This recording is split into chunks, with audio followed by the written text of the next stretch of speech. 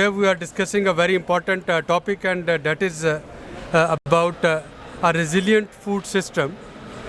So far we have discussed the negative impacts of climate change. We have discussed the need for climate finance. We have discussed the loss and damage mechanism. We have discussed the nitty-gritty of energy.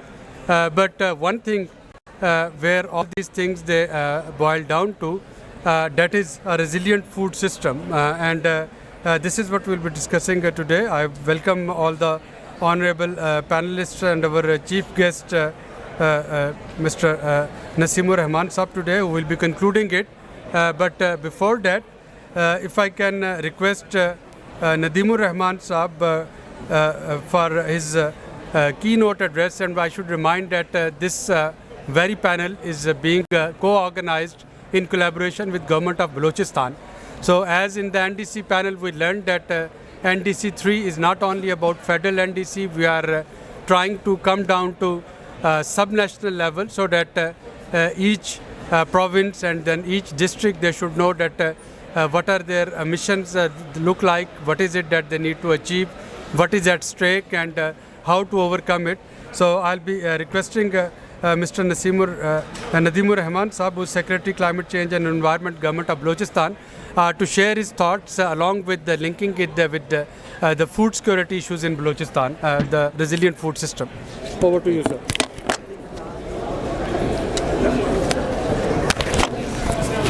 ये काम नहीं कर रहा sir, this not working. This one is working, but you can. Thank you, sir. Ladies and gentlemen, Pakistan contributes 0.7% of the global emissions, but it's the 8th most vulnerable country facing the challenges of climate change. And if we talk about Balochistan, it has least contribution towards emissions within Pakistan, but it is the most affected province of Pakistan, as is evident from the 2022 floods. I think for areas like Pakistan and Balochistan, the challenge is not that of mitigation, but that of adaptation and that of survival. And I would like to share here that Balochistan is the largest province of Pakistan, which comprises 44% of the land area of Pakistan. And out of 34 million hectare area, only 2.95 million hectare is cultivated. And out of that, only 1.4 million hectare is actively cropped. So mind this figure, 1.5 million hectare, it is readily available. With slight intervention, we can utilize that area. It is touch and go system. Besides that, there is 3.8 million hectare which is cultivable waste in Balochistan. So by employing, good water usage practices and agricultural practices, we can utilize this area also. Balochistan is blessed with 6 agroecological zones, ranging from highlands to sub-highlands to deserts to plains to coastal area, and a variety of crop production is there. And some of the crops are available twice in a year, both in summer and in winter season. As regards the water system in Balochistan, Balochistan has 3 major river basins, like Indus River Basin, Kharan Closed Basin, and Makran Coastal Basin. And then it is divided into 18 river basins and 73 sub-basins. As regards the availability of water, I would like to share that 34.7 million acre feet water is provided by River Indus through the canals of Nasirabad Division, which is lush green, of course, due to the availability of water, you see.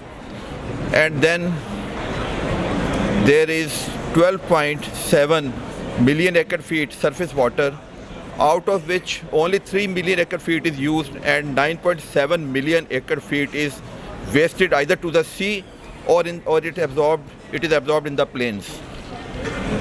As regards the groundwater, it is only 0.87 million acre feet. The government of Balochistan is taking a number of steps to introduce climate resilient agriculture, and there are many success stories in this regard. First of all, the crop of olive, which requires less water and is a high value crop, is introduced in Balochistan. 2.1 million samplings have been planted in 13 major districts of Balochistan, and now the government wants to scale up the initiative. They want to plant 10.5 million samplings over 247,000 acres.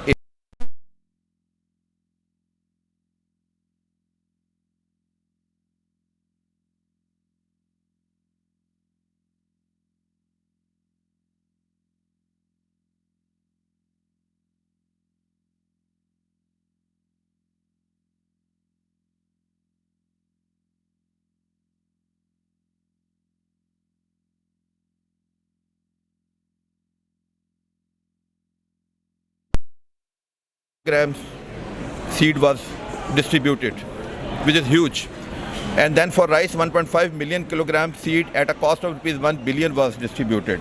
This also needs to be, we are trying to scale it up also in the way that the climate resilient and drought resilient seeds will be distributed over an area of 500,000 acres, with the government contribution of 2,500 per acre, and for a period of 3 years. The government share comes out to be rupees 3.7 billion rupees. On the top of these two initiatives is the initiative of high efficiency irrigation system, including drip irrigation, sprinkler and bubbler irrigation systems.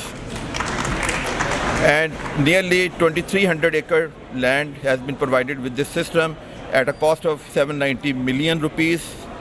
Government again wants to scale it up and to go to, over an area of 50,000 acres at a cost of 150,000 per acre, and 50-50 cost sharing between the government and the community. So the government share again comes out to be 3.75 billion rupees. And the last in this regard is the soil and water conservation initiative. In that respect, government is planning to construct 30,000 Selaba Bandat, you understand, for water protection, and at a cost of rupees 50,000 per band. So the cost again comes out to be 2.25 billion rupees. Besides this, the government is also working on climate resilient agriculture research and is building growth houses and growth chambers for working on technical lines to find new seeds which are drought resistant and are strong enough to bear the weather. And additionally, the government is also trying to engage community, farmers, community. They are the real strength. Unless the community is involved, ownership is not there. We are training 100,000 farmers on these agricultural practices. In the last, I would like to say that under Article 6.1 of the Paris Agreement, it is high time that the developed world should come forward to support those in need of adaptive measures and which are worst hit by the climate change. One last thing is that climate change is a challenge and is a menace. Everyone understands that. But I will say it is also a God-given opportunity for the poor countries. Why? Because poor countries are rich in what? They have natural endowments, large tracts of land, and primary products. And these things have become highly valuable and precious for the developed countries. The developing world don't have technology and industries, but they have these natural endowments, and these are priceless at the moment. So the I mean, developing world, including Pakistan and Balochistan, should come forward and take their share. Thank you very much.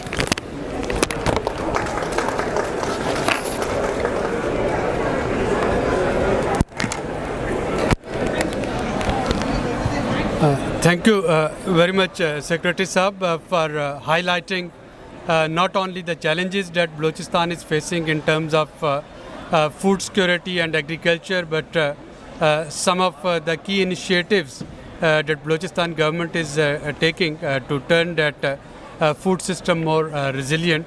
And of course, you have rightly pointed out that the vast areas of land which can be made cultivable there, one need to focus on it, and no wonder that Balochistan can be another food basket for the province and for other areas.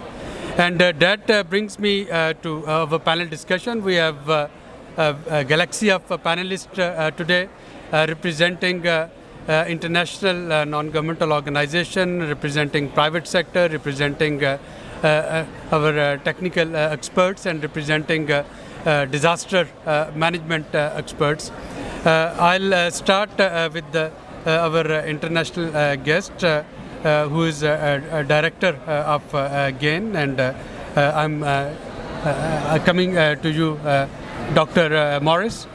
Now, Dr. Morris, GAIN, this Global Alliance for Improved Nutrition, has been working in multiple countries, and of course it has been trying to not only improve nutrition but also to improve the food systems resilient, because we know that fragile food system that would not only impact the food security, they will also impact the nutrition as well. And we just wanted to learn from your experience how countries like Pakistan and regions like Balochistan, which are very arid in its characteristics, we can improve nutrition there and make it climate resilient.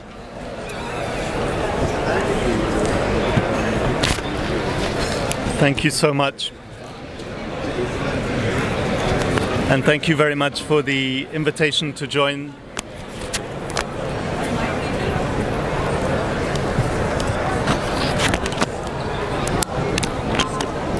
Hello. Yes, working.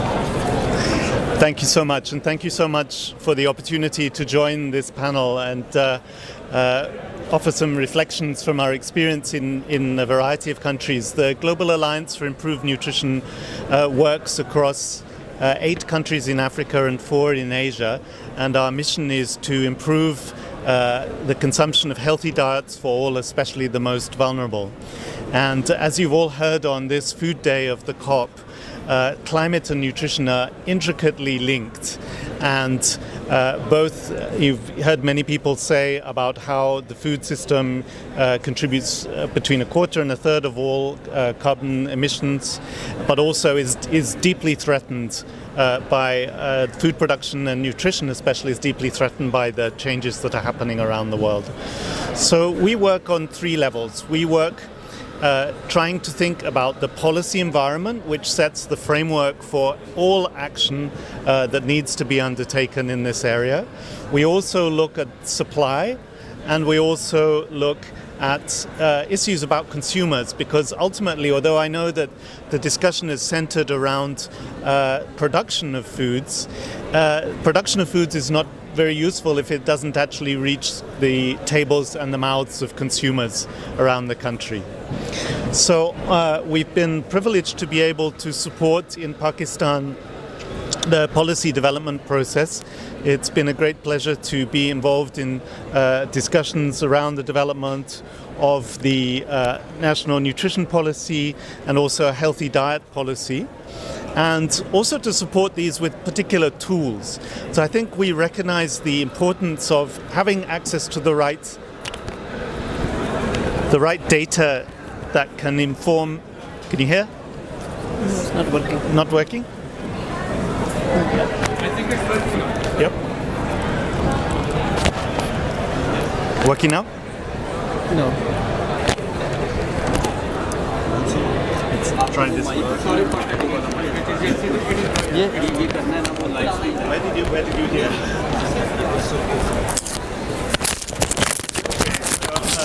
I was saying that we've been involved in policy discussions around the development of policy for the national nutrition policy and healthy diet policy, but also contributing a number of tools that can inform that.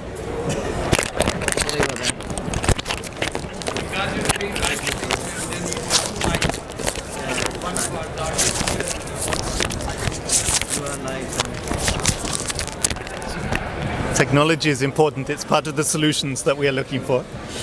So I was talking about how we are able to inform the policy process with data, and particularly using tools such as the Food Systems Dashboard.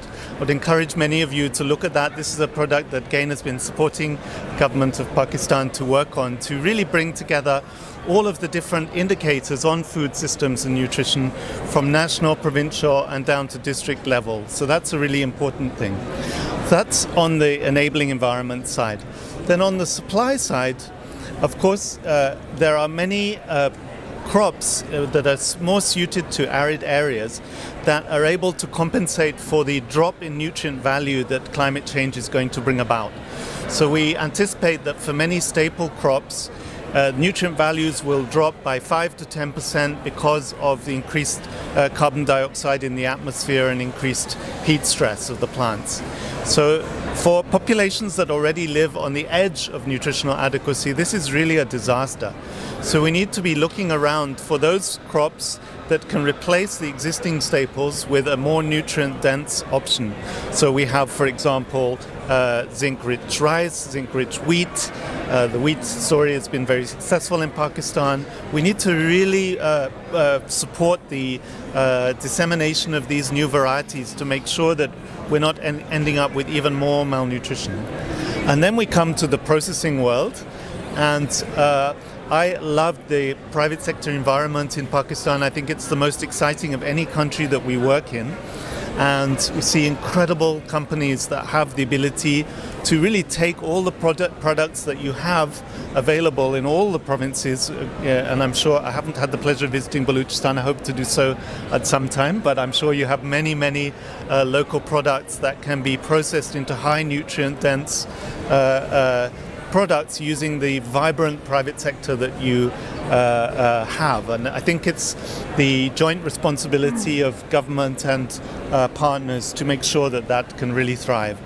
And finally, on the demand side, we need to think about how to encourage people to embrace a more plant-forward diet if we're going to manage the climate challenges. I know in a country that really loves eating meat, that's not an easy prospect, but there's much that we can all do to help move a little bit in that direction, because it is inevitable that if we want to behave responsibly in the face of climate change, we were going to have to change the way that all of us individually eat. And I know from my own household it's not an easy thing to do, but we're all partners on this path and we need to work together. Thank you very much.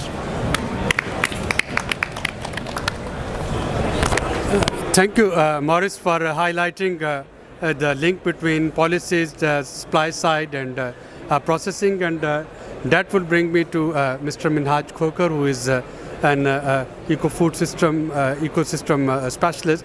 Now, most of the things that he said, of course, they're music to our ears, but then scaling them up, starting from small farmers and integrating them so that in a manner that they can get benefit from the policies that he mentioned, and be part of supply chain, and then be part of this processing, and also impacting the behavior of a consumer. That seems like a tall order, and I just wanted to come to you, knowing from your experience how technology and the systems they can help us in it. Your take on it. Thank you, Suleri Saab. Bismillah ar-Rahman ar-Rahim. I'm originally from Pakistan, but I live in California. Can you hear me? Okay. I'm a scientist, okay? And a technologist, so I look at solutions from problem, what is the problem first? I try to understand that and then try to come up with the solution. I would say maybe I'm one of the first people in the world, not just in California, that has combined food security with energy security and water security. One of the things that I've done is, I've combined indoor farming of vertical greenhouses or vertical farms, and also the outdoor organic regenerative agriculture with solar systems in a very unique way, and at the same time integrated it with animal life, meaning cows and cattle and sheep and all of that, and get more productivity. So I'll kind of give you a brief on that. I'll start with, let's say, for example, rice. It takes about 55 liters of water to produce 1 kilogram of rice. And with my technology, I use only 5 liters of water to get 1 kilogram of rice, and all organic, no urea, no pesticides whatsoever. According to the United Nations figures, 200,000 farmers, they die every year because of acute unintentional pesticide poisoning. Okay, they have a very nice word for it, acute unintentional, as if the farmer is intentionally putting the pesticide. If the fertilizer companies and the pesticides or chemical companies, they're intentionally giving the food to the farmer like that. And my big question is, I was at a halal conference, and they asked me, and I said, I think the food that we're eating today, it may be technically halal, but maybe technically not halal also. Because if we are going to kill the farmers to have the food, I don't think that's proper. Okay? So we have to move away from these kind of farming practices. And the technology is available. Now, that's for the outdoor agriculture. What I've done is, I have slideshow, but I think it's just impossible to do that. I do have slides on my laptop. If anybody wants to pick my ears after this, I'll be more than happy to share my technology solutions. Now, this is for the indoor farming. Basically, I'm able to grow 30 times more, 64 times more, and 100 times more vegetables and flowers. I grow capsicum or shimla mirch, or bell peppers, 14 colors of bell peppers, and I grow them in an accelerated way about a month and a half. Okay, not 3 months. Even I do speed breeding of seeds. So speed breeding, for example, wheat, I grow in 1.5 months. Rice also 1.5 to 2 months. Because again, the climate change, you don't know when the rain may come. And today, the rain is not regular rain. It's an atmospheric river that is up in the sky because the ocean temperature is higher, so more water goes up. When it comes down, it washes away the topsoil because the earth was hot during the summertime. And if the earth is hot, like 58 degrees, the soil is hot, 58 degrees, you're not going to grow anything. You're not going to be able to grow anything. So how to maintain that temperature of 28 degrees inside and outside? And these are some of the technology solutions that we have. So now I also put the solar in the fields, in the agriculture fields itself, so that our villages, they can have electricity as well. Because, if you go to the inner part of Punjab, they get electricity maybe 8 hours, 10 hours a day. Sometimes for days there is no electricity. Now, how about if we can generate electricity right in the agricultural fields and provide it to the people that are living there? They will be able to produce more, and they will be able to also build cottage industries. So now let me briefly touch about the project that I'm doing in Malaysia. I used to be a technology business advisor to Dr. Mahathir Mohamad of Malaysia and built their microchip design industry I mentioned before. So now I am building climate change as an industry and food security as an industry. So I have a $3.6 billion project in Malaysia. In fact, the Prime Minister of Malaysia and the Prime Minister of Pakistan, they recently met in Islamabad, and their point of discussions, I provided the point of discussions, and that led to 4 MOUs as well as an agreement between Malaysia and Pakistan that Pakistan will export $200 million worth of meat. Well, what kind of meat is that going to be? Okay, is it going to be meat, from the animal that were injected with all kinds of lethal stuff, or is it going to be organic meat? So I'm helping the Pakistani farmers to come up with the organic meat, and at the same time to build cooperatives among the farmers, because that's the only solution you have to scale it up. You have to scale it up so that the farmers can generate income. Last thing, if the farmer is poor, you will never have food security. And you will never have food security if the food is nutritionally not dense. The stunting, 40% of the children stunted in Pakistan. You cannot take care of it with the agriculture that you have today. Thank you very much. Thank you very much, Dr. Khokar, and of course, use of technology is important, and the point that you highlighted, one can look into how to make the best and efficient use of resources so that our small farmers, they can get benefit of it.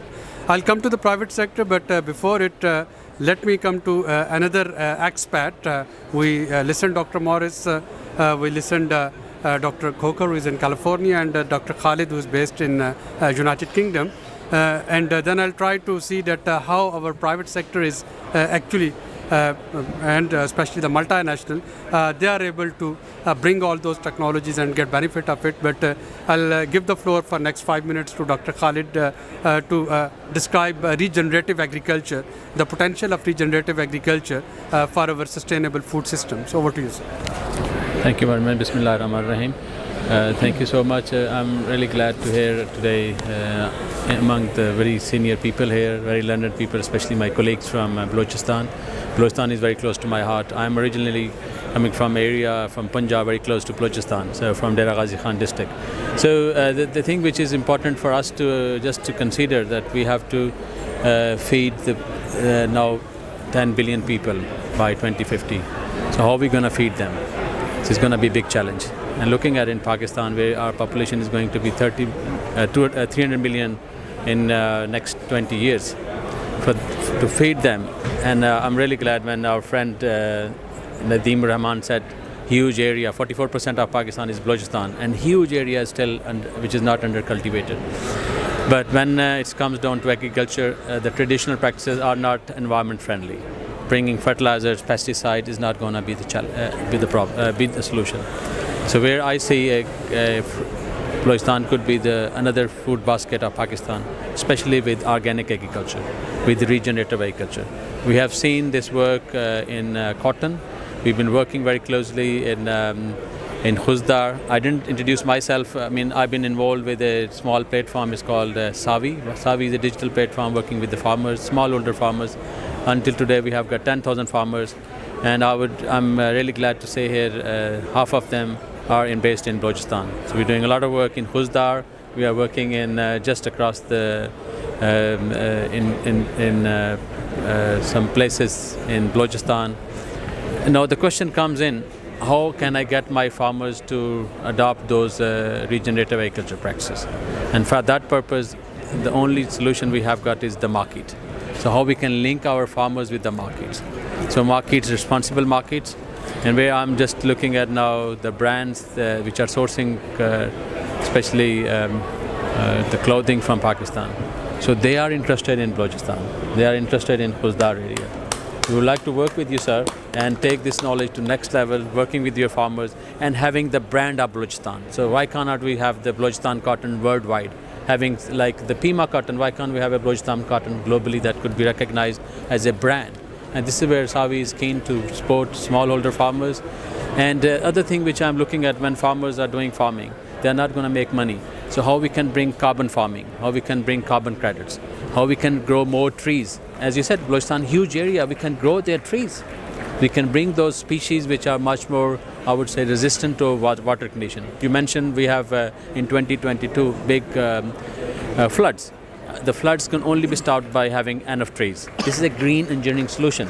So roads will stop the land from erosion. This is where we can devise those policies.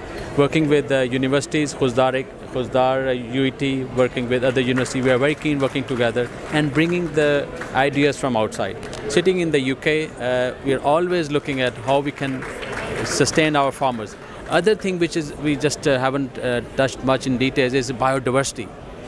Balochistan has got huge biodiversity. So we would like to bring biodiversity credits to Balochistan as well. Again, working with STBI colleagues and how we can bring the policy framework around it. In incentivizing farmers to produce food, fiber and energy together. Thank you so much. Thank you, Dr. Khalid, for highlighting some of your initiatives in Balochistan and the potential of Balochistan. I'll come to disaster management aspect, but before let me come to Mr. Khurram Shah, who is representing PepsiCo here, and being one of the major multinational in Pakistan working in food and beverage sector. Of course, one would like to understand some of the initiatives that PepsiCo is taking, especially in order to meet the PepsiCo's global pledges, net zero mission pledges, and turning the food system and food process more sustainable. I'll also be interested in knowing that some of your products that you are producing in Pakistan, are you procuring the raw material locally? Because unless and until we can integrate our producers with this multinational food and beverage procurement and raw material, so that they are no more dependent on imported raw material, that would be another thing that we would like to know. Assalamu alaikum everyone. It's a pleasure to be sitting amongst distinguished experts over here and officials from the Balochistan government. Welcome everyone here. Thank you for the kind introduction. PepsiCo has been in Pakistan since the late 1960s, and not many know, but we are an agri company. We work very closely with the agriculture sector. We have a very intricate relationship with agriculture and the farmers of Pakistan. Most of our raw material, especially potato, corn, and so we have potato, corn, and especially potato and corn and sugar. We are procuring locally, and I'm very very happy to report that on the potato cultivation side and our procurement, there were times that Pakistan was being considered as a potato export hub, especially in the Asia Pacific. And as we speak, we're also exploring potato export opportunities to the Middle East. The reason I'm highlighting that is there is a huge potential. There's a huge potential, especially what we've noticed by dealing in these crops, especially in Pakistan. We're working with over 50,000 potato farming families, over 35,000 acres. And 100% of our potato requirement is cultivated and procured from Pakistan. Now, as Dr. Saab also mentioned, regenerative practices is something that not just PepsiCo, but is the time of the need, and a lot of companies are highlighting that and emphasizing on that. Some of the areas which we've seen have resulted in very good yields, I would say, on the productivity front, and our farmers have benefited from it as well, is water irrigation practices. I think only a very few percentage of farmers are dealing with irrigation practices, that are drip irrigation, I would say. It's still mostly primarily across the country flood irrigation, and we're a water scarce country. In our case, in the last 10 years, we have reduced water usage by 25% across our potato cultivating areas. So it goes both ways. I mean, you have to work very closely with your potato farmers on that front. The other area that we're working very closely with the farmers is on the soil health, and especially on the usage of seed. We've recently commissioned Pakistan's largest private sector tissue culture lab, which will not just help us, depend less on imports, but it also will help us multiply climate resilient potato seed varieties that we hand over to our farmers, and as well as do that through the tissue culture technology. So for me, it's a mix of technology. It's looking at your local, I would say, ecological landscape, and on that front, using resources that are scarce, such as water, and also working very closely with your stakeholders, such as the government and your farming communities, very closely. Thank you. Thank you, Mr. Shah. Maybe in the next round, I'll like to ask if any of the technologies that our experts mentioned is being propagated by PepsiCo in Pakistan. I'm coming to Bilal Anwar, the CEO of NDRMF, National Disaster Risk Management Fund. Now, Bilal, there are two types of disaster. One, those are visible, of course, climate change related disaster, but malnutrition is often termed as invisible disaster. And because you are head of National Disaster Risk Management Fund, not only the Climate Change Disaster Risk Management Fund.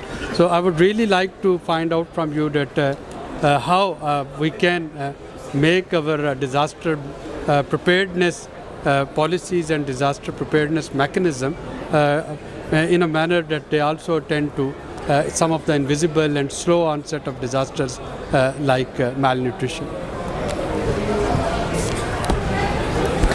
Yeah, thank you very much. Thank you, Slurry Saab. And a lot of very important and interesting point has been made by the speakers, and they all are very relevant. Now, malnutrition, drought, it's a slow onset. It's not visible per se. When the scale becomes so big, and when we started seeing the malnutrition children on our TV screens, I don't think it's either slow onset or it's invisible. Now, with 40%, 28 million children under malnutrition or under stunted growth, I think this is one of the most critical and the urgent challenge which Pakistan must be facing. We know that from the observation, from the data, from the number of studies which has been undertaken globally as well as in Pakistan as well, that the yield, agriculture yield and the food production has been threatened and has been adversely impacted due to the impacts of the climate change. And in a state of a disaster, it becomes a lot more visible, become a lot more critical. And we all know that the kind of pressures and the impacts which are taking place or which happens for our food production, harvesting, storage, as well as use of the food in those kind of calamities. So yes, I think what is needed to be done in Pakistan is this has to be taken a lot more seriously, has been taken a lot more urgently on a war footing manner, because any society, any nation cannot just ignore 40%, 28 million of his children going under malnutrition, because that is a recipe for disaster for the upcoming decades as well, and that this is exactly the phase which we are actually passing through right now. Now, we in NDRMF, of course, are very and extremely cautious about it, and but I think given the complexity of the challenge, and we know that the impact on the food system due to climate change they are cyclical and they are retroactive as well. So what it means is that there is no easy solution, there is no short-term kind of a solution which actually can work out it. The food system, the food production, pre-production, harvesting, storage, transportation, and everything need to be altered, everything need to be designed and calibrated with the impacts of the climate change. With the predictability becoming a lot more uncertain, and we're not really knowing about the impacts of the climate change, as Minhaj Saab and several others actually said that the rain patterns have changed drastically, and due to temperatures, the nutrition value of the many different foods have become a lot less nutrient as well. We also know that with the increasing temperature, the pest controls is becoming a real challenge for our farmers as well. So the farmers are being threatened and being challenged on several fronts, and that's one of the reasons that our food security has been threatened. So as part of our disaster management and a disaster risk reduction program, we have actually integrated this into our broader kind of a scale and investment plans, and we are working on an agenda and a plan which basically addresses the drought and the malnutrition as part of the overall disaster risk management framework. And what we believe is that's the only way to effectively address this. Now, what does it mean when we're talking about agriculture, sustainable agriculture project? This has to be looked into, or a drought management project, this has to be looked at from several dimensions. It has to be by nature and by design. It has to be a multi-sectoral project and a multi-cultural project as well, given the spread out of the challenge. And we have to look into the water management system, making it more sustainable. As some of the technological fronts, we know that there are agriculture practices that the same quantity of the food, of course, can be produced with less water, with less fertilizer, and with less use of labor and effort as well. So this is something. So the water management is one thing, and the other agriculture practices is another one. The food storage is also one of the bigger issues as well, which we do not have the kind of the right capacities and the right kind of the storage facilities in Pakistan which need to be addressed as well. Now, education, awareness, training, and health of the communities is also equally important as well.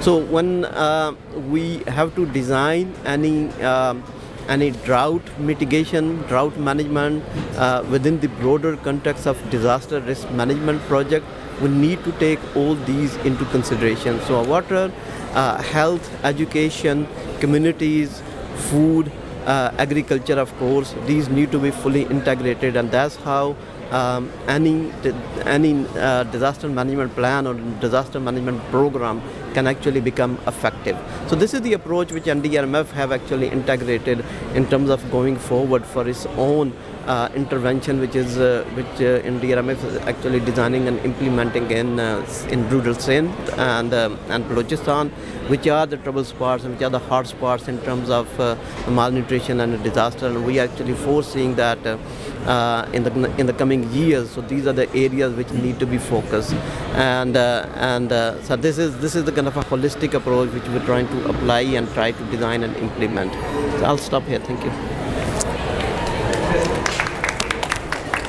Thank you, Bilal, for highlighting all of this. And before I request Honorable Minister for Environment and Climate Change, Balochistan, for his concluding remarks, I'll go to another Bilal. And this is Bilal Azhar Kayani, Member National Assembly and Coordinator of the SDG Task Force in the Parliament of Pakistan.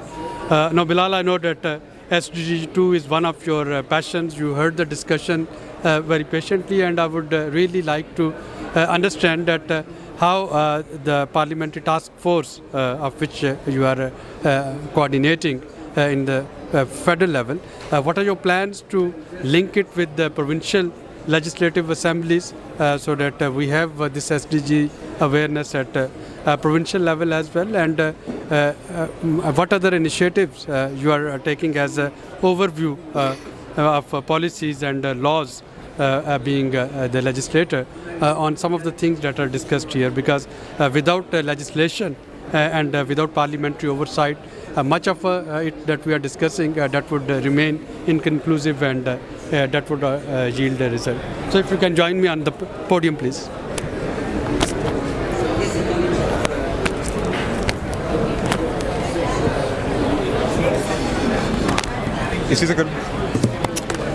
Thank you, Dr. Suleri. I'm grateful for the opportunity to speak here. I'll try to be as brief and succinct as possible. We have a lot of speakers. I'm also an unscheduled speaker, but I'm grateful for the opportunity nonetheless. It's been very enlightening to hear all the speakers speak so far. Members of the government of Balochistan. We have a representation from the NGO sector, from the private sector. So it's enlightening to see how all their different perspectives and what they've done so far and how it all connects. I'll speak very briefly with respect to the SDGs. As Dr. Suleri has introduced me, I am the convener of the Parliamentary Task Force on SDGs. Just very briefly, the National Assembly of Pakistan was one of the first, in fact the first National Assembly in the world which set up a specific secretariat dedicated to the SDGs when the SDGs were established by the UN. And it's a bipartisan forum. What we've done is we've divided the task force into goals. And so as Dr. Suleri mentioned, the relevant SDG that relates to the subject of today, resilient food systems, is SDG 2, which is zero hunger. But it also touches upon other SDGs, including no poverty. So obviously, as you can tell, food insecurity also has an effect on poverty. Similarly, SDG 10, which is related to reduced inequalities.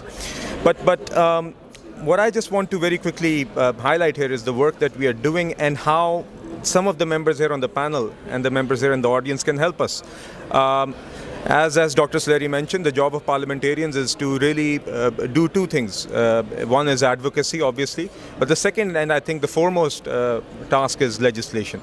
And I, as a parliamentarian, and also in the context of SDGs, I'm constantly looking for opportunities where we can find ways to legislate. And as Dr. Suleri mentioned, in the context of Pakistan, the provincial legislatures have perhaps gained more importance than the federal legislatures when it comes to subjects like food security.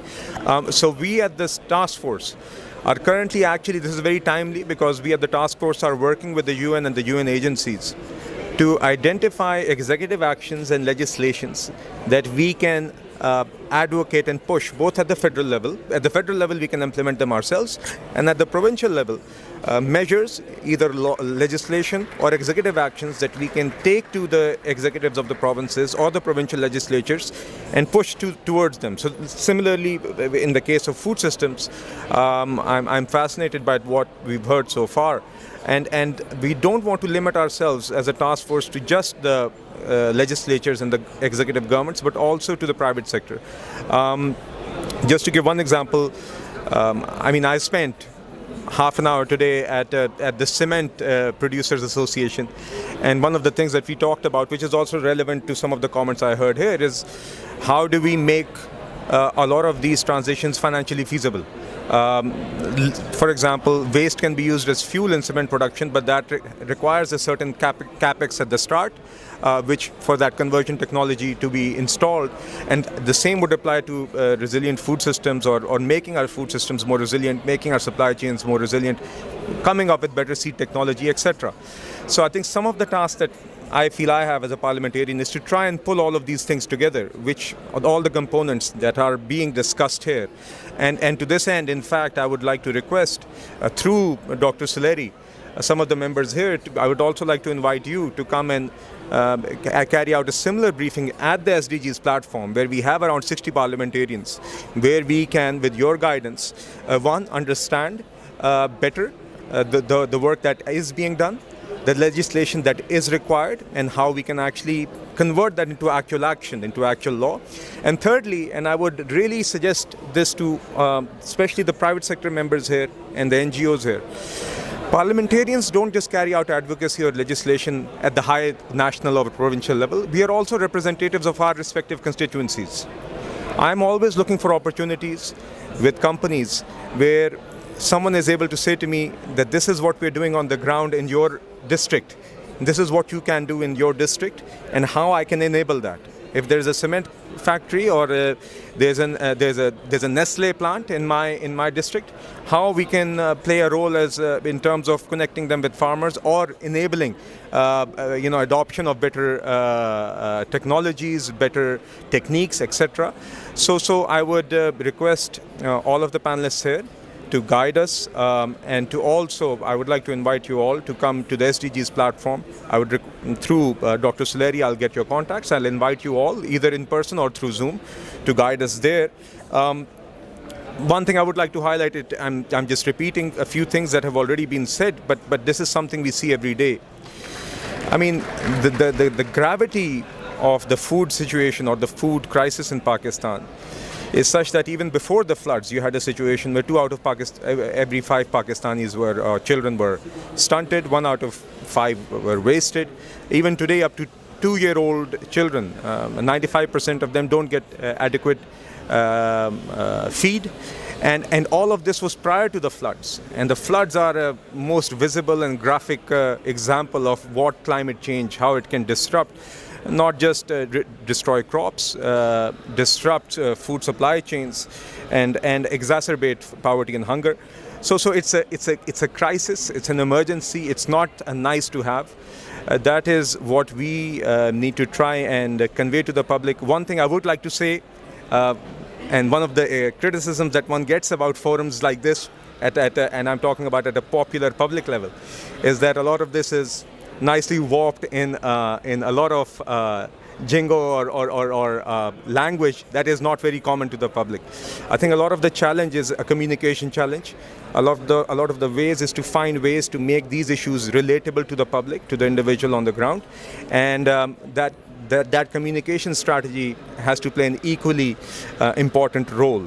We have to make people understand that climate change, and when we talk about resilient food systems, this isn't something that is just something for NGOs and forums like this.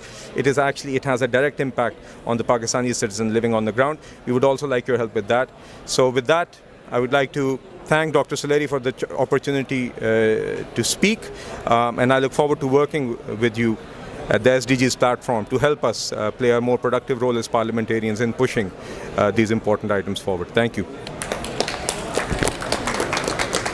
Thank you very much, Bilal, for being very forthcoming and guiding us how we can get connected to the SDG Parliamentary Task Force.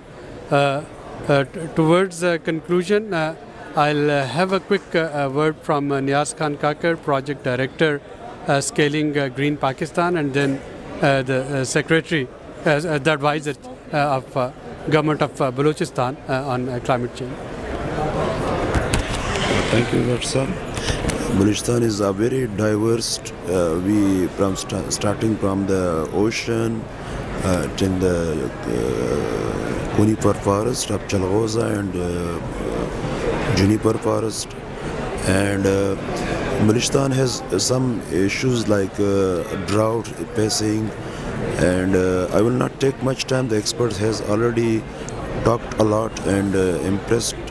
But one thing I will say here, Balochistan, we need to promote not exotic species. Now everybody privately coming with the exotic species of the many fruit species. We want to promote our native species, and Balochistan is the main market of the agriculture, livestock, forest and wildlife. And I will not take any more time. Thank you, Dr. Saab, for your comments. Thank you very much, Kakar Saab, and that brings me to invite Mr. Naseemur Rahman Saab, the Honorable Advisor to Government of Balochistan on climate change, for his concluding remarks. So, sir, if you can join me on the podium and.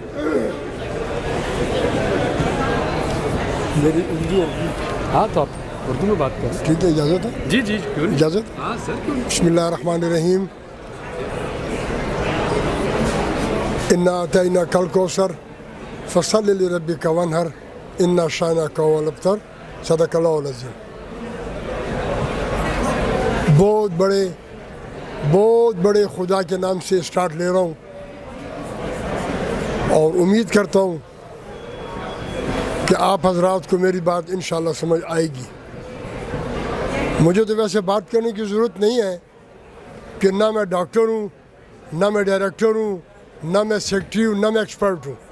سن لیا آپ حضرات سے اور بڑا اچھا لگا، اور دل چاہتا ہے کہ ہم اس کے اوپر کھوکر صاحب عمل بھی کریں انشاءاللہ.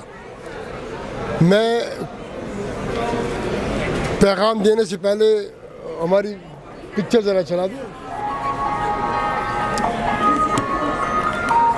ذرا غور فرمائیں.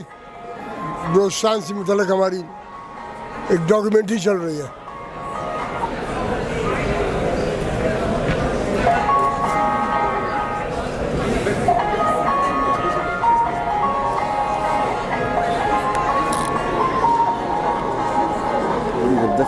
جی جی ہاں بات اٹھ جائے گی.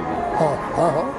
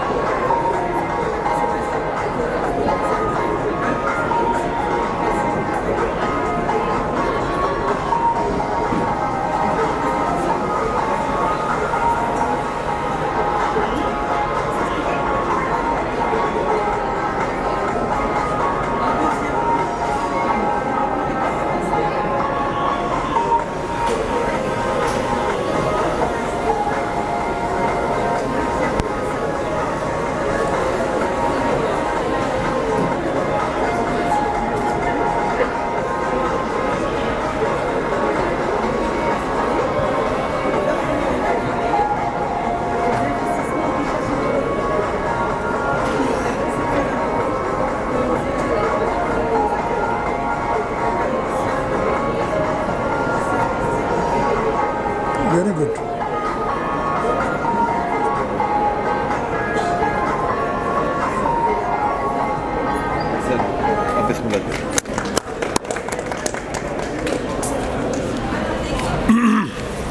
حالات آپ نے دیکھے، پاکستان کا زمینی لحاظ سے بہت بڑا صوبہ بلوچستان، اور یقیناً میں یہاں پہ یہ کہنے میں آر محسوس نہیں کروں گا کہ ہمارے صوبے سے ماحول میں خرابی نہیں آئی، لیکن ہمارا صوبہ اس کے لیے بڑا فکر مند ہے. میں on the behalf of mister C M Balochistan Mir Sarfraz Bugti صاحب نے اس کو اٹینڈ کرنا تھا، لیکن وہ نہیں آ سکے. ملک میں اور صوبے میں کچھ ایسی ناگزیر وجوہات ہوئیں جس کی بنا پر میں ان کی حاضری آپ کے سامنے پیش کر رہا ہوں، اور ان کا سلام بھی پیش کر رہا ہوں، اور ان کا خصوصی تھینکس ہے آذربائیجان کی گورنمنٹ کے لیے اور آذربائیجان کے پریزیڈنٹ کے لیے، جنہوں نے اپنی زمین کے اوپر COP29 کا انعقاد کیا. بتا رہے تھے کہ آپ نے جا کر اپنے سیمینار میں اور اپنی اسپیچ میں آذربائیجان کے پریزیڈنٹ کا اور ان کے تمام جو ان کی انتظامیہ ہے ان کا تھینکس کرنا ہے آپ نے، اور ہم تھینکس کر رہے ہیں آذربائیجان کی گورنمنٹ کا، ان کے پریزیڈنٹ کا، جنہوں نے اتنا بڑا وسیع و عریض پنڈال لگایا، اور انہوں نے اس بات کی فکر کو اجاگر کیا कि जो एक बहुत बड़ा क्लाइमेट का जो हमारे सर्द एक अजाब आने वाला, जो खुदा करे ना आए, हमारी दुआ है, जो आने वाला है उसकी तदबीर क्या है, उसको रोकना कैसा है और उसके लिए हम लोगों ने क्या करना है। बहुत ऑनरेबल्स हमारे यहाँ पर मौजूद हैं स्टेज पर। मेरा ये ख्याल है कि इन हजरात की बातों को सुनने के बाद मुझे कोई बात करने की इजाज़त हो, और न मेरा इतना अबूर है कि मैं बात करूं। मुझे अभी 6-7 महीने हुए हैं कि मैंने अपना पोर्टफोलियो, हाँ ये बताऊं कि मैं जब हमारी पोर्टफोलियो की तकसीम हो रही थी तो मैंने कहा नहीं, मैं नहीं लूँगा ये पोर्टफोलियो। लेकिन जब मुझे पता लगा कि इस पोर्टफोलियो में काम क्या करना है तो फिर मैंने बड़े दिल से इसे कबूल किया। मैंने कहा इंशाअल्लाह ये एक जहाद है और मैं इंशाअल्लाह ताला एहलियान पाकिस्तान, मुसलमान और इंसान की जानिब से जो इसकी कोशिश में है, मैं इंशाअल्लाह इस जहाद में अपना हिस्सा डालूँगा। हम यहाँ आए, हमने देखा, बड़ा अच्छा लगा, और मैं इसी के साथ अपनी बात को अख्ताम करता हूँ इस नारे के साथ कि पाकिस्तान जिंदाबाद, आज़रबाईजान जिंदाबाद।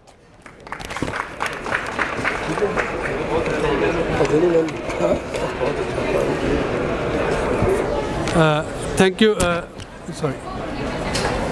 Thank you very much, Senator Samina Zahari. If I can just request you for 2 minutes comments, please. I know you have been listening very patiently. Well, we are about to conclude, so we are concluding. Rather, you will be last statement. 1 minute, okay. Yes, we also have Senator Samina Zahari from Balochistan, and when we are talking of Balochistan this whole morning, it's important also to listen what the federal the Balochistan representation in the Senate, how they are taking this issue further.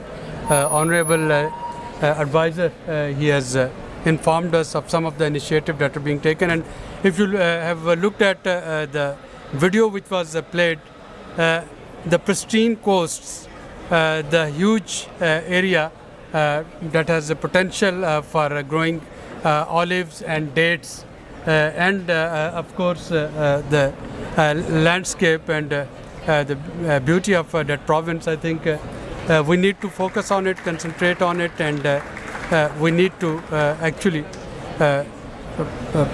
make it a food basket for Pakistan. I'm told that the next panel would start. We are overrunning the time, so if I can request all the panelists to join me on the stage for a group photo. Bilal, if you join us for the group photo, please.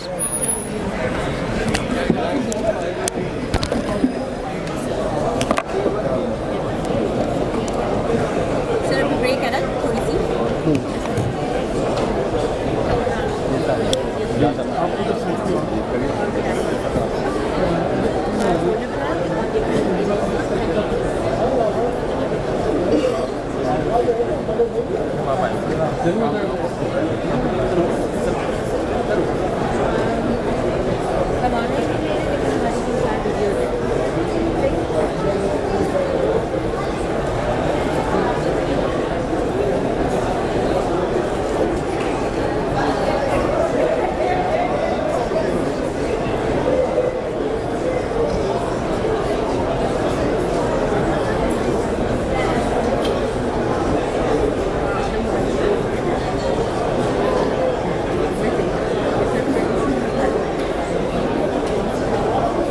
Thank you.